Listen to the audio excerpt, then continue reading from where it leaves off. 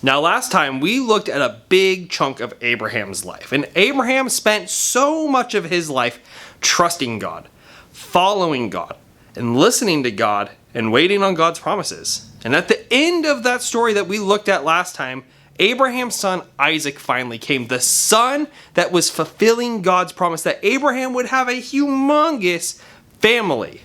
Well, now that Abraham's here, let's see what happens next. Sometime later, God tested Abraham. He said to him, "Abraham." "Here I am," Abraham replied. Then God said, "Take your son, your only son. He's the one you love. Take Isaac.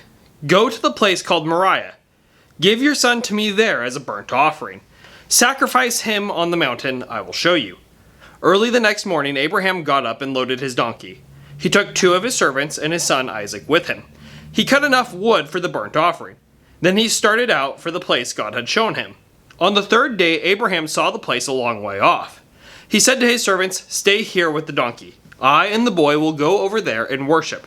Then we'll come back to you." Abraham had his son Isaac carry the wood for the burnt offering. He himself carried the fire and the knife, and the 2 of them walked on together. Then Isaac said to his father Abraham, "Father?" "Yes, my son," Abraham replied. "The fire and the wood are here," Isaac said, "but where is the lamb for the burnt offering?" Abraham answered, "God himself will provide the lamb for the burnt offering, my son." And the 2 of them walked on together. They reached the place God had shown Abraham. There Abraham built an altar. He arranged the wood on it. He tied up his son Isaac. Abraham placed him on the altar on top of the wood. Then he reached out his hand. He picked up the knife to kill his son. But the angel of the Lord called out to him from heaven. He said, "Abraham, Abraham." "Here I am," Abraham replied. "Do not lay a hand on the boy," he said. "Do not harm him. Now I know that you would have done anything for God. You have not held back from me your son, your only son." Abraham looked around. There in a bush he saw a ram caught by its horns. He went over and took the ram. He sacrificed it as a burnt offering instead of his son. So Abraham named that place, "The Lord will provide." To this day people say it will be provided on the mountain of the Lord.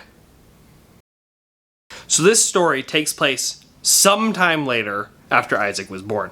Now we can read into the words that were used in the original language and assume that Isaac was probably as young as a teenager or as old as 40. We don't really know. The point is that Abraham had waited for a very long time for Isaac to come. And Abraham would have had years to get to know Isaac, to get to love Isaac. And then all of a sudden, God asks for Abraham to sacrifice him. It would have been so difficult for Abraham to do this, to give up his only son, the one that he loves. An incredibly big ask. Now there's a few things that we can learn and see in this story. The first is about faith. You see, Abraham trusted God.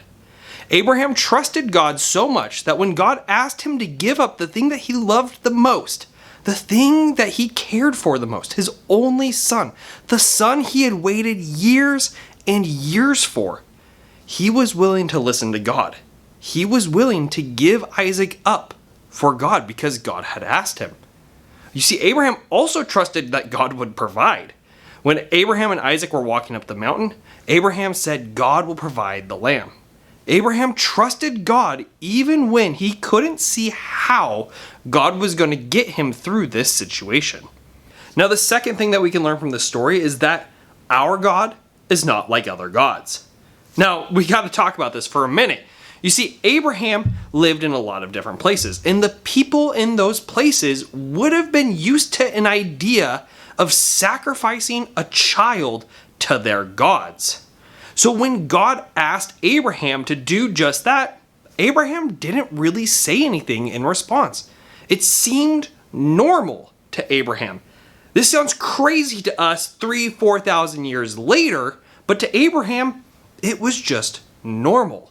But God didn't have Abraham go through with it. God stopped Abraham at the last moment and had Abraham sacrifice a ram instead. And this is the way that God shows us that he's going to be different than the gods that other people worship. You see, God's not going to ask for any of his followers to sacrifice another person, to sacrifice a child, ever again. God is going to ask us to live differently than the way that other people around us do.